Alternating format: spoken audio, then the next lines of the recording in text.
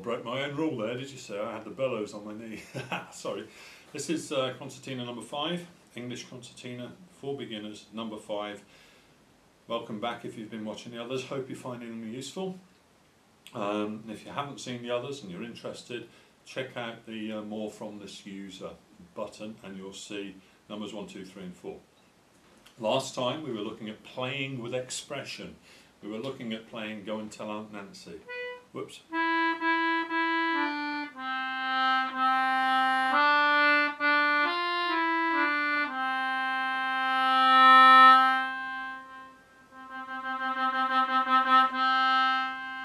All of that stuff to do with expression, volume, a bit of vibrato and so on and so forth. Today I want to look at, want to move up a little bit, up the scale. We've worked with the first 5 notes on the scale here, and what I want to do is look at the top end of the scale. And to do that, I'm sorry, I want to use another beginner's tune really, which is 3 Blind Mice, mainly because I've realised now that these tunes, they find their way into the folklore of the children, you know, the kind of nursery rhyme arena, and there's a reason for it. They're based on simple scales, and early musicians or beginner musicians can learn an awful lot from them by practicing them and getting to figure out where the tune fits against the scale. So, still got the chest, I'm sorry. 3 Blind Mice starts on that 3rd note in the scale that we looked at a couple of lessons ago, and you should already quite easily be able to play the first couple of phrases.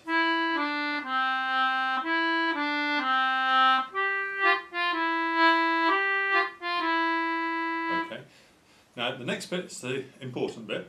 It's the last bit. We need to learn to play the tune through from beginning to end. And the next 2 notes there, that 2 notes there, very important. It's the 5th note in the scale to the top of the scale. And that jump from the 5th note in the scale to the top of the scale crops up all the time in music, and so when you hear this sound,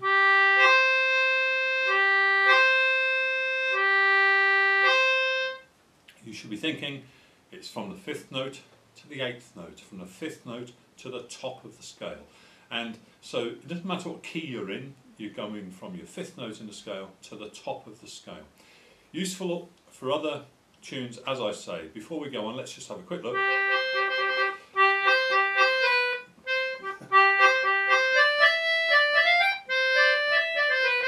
I don't normally play in this key.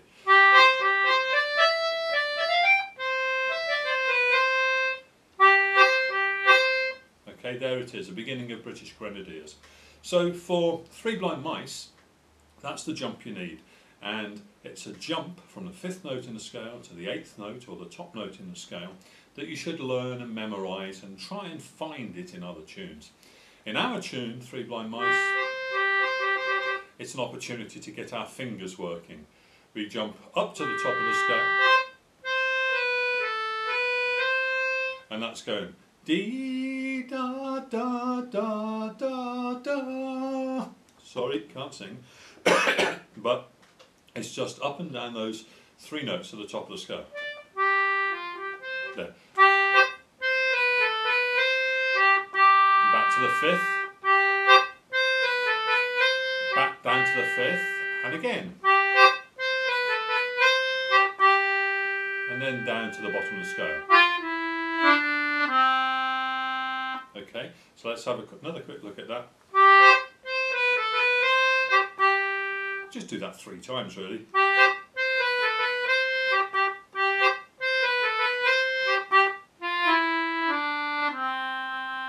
Now if I count in too quickly, that fingering is very fast at that point.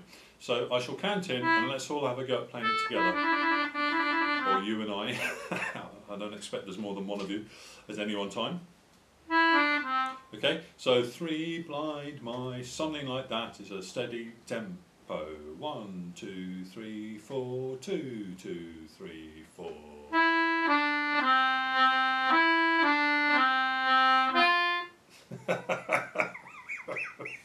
Warts and all, you get all the mistakes. Okay, I got it. Let's start again. I'm very sorry. 1, 2, 3, 4, 2, 2, 3, 4.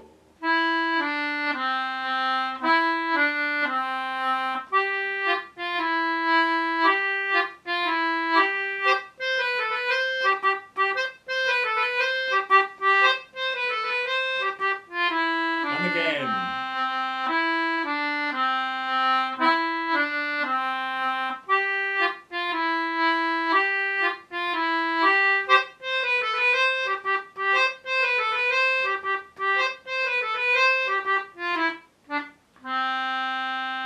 How'd you get on? You can always stop and rewind, can't you? Play it through again.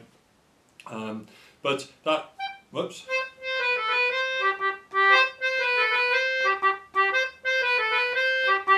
Okay, it's a good little exercise for the fingers. And now we've seen a tune that encompasses and uses the whole, I'll go that way, the whole of the scale from the bottom right through to the top. Of course, other tunes drop off the bottom and go over the top, but now you've got the whole scale there, okay? Another interval, another jump between two notes that I think you would enjoy or benefit from knowing.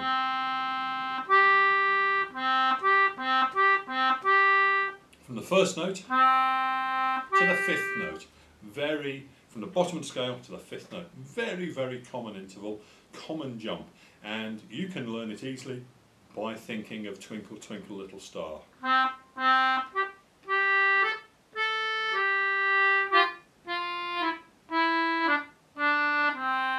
First two notes in Twinkle Twinkle Little Star are those two notes from the first note in your scale to the fifth note in your scale, like this. Then down the scale. Up to that fifth note and come down the scale. And again. Then you're back to the beginning. Sorry.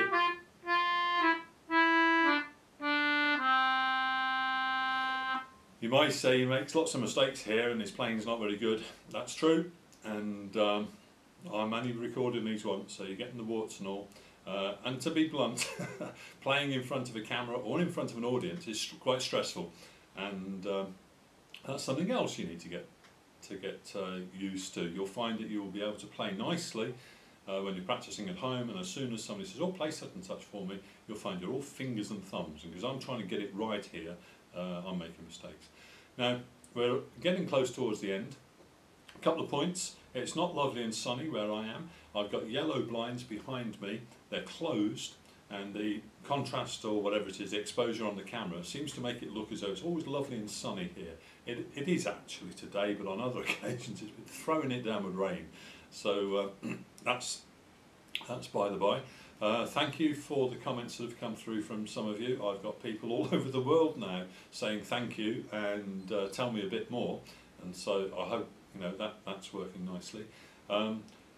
Somebody did point out, yes, they can see me sat in the kitchen. Why am I sat in the kitchen? Because the acoustic in here is very good. There's a little bit of reverb, and it makes my playing and my concertina sound better. If you play in a lounge where you've got thick carpets, thick curtains, thick upholstery on your three-piece suite, it'll deaden the sound, and you won't get quite the enjoyment, in my opinion, that you would get by playing somewhere where there's a bit of an acoustic. My favourite place to play is a hall. You can fill a huge hall if you're by yourself with a concertina like this, and it's the most rewarding experience to play in those circumstances. So I play in the kitchen.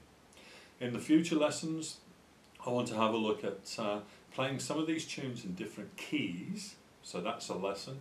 I want to have a look at how to do some chords and a bit of chord theory, and I want to look at whether we should learn to read music or not. Okay, that's all for today. Bye.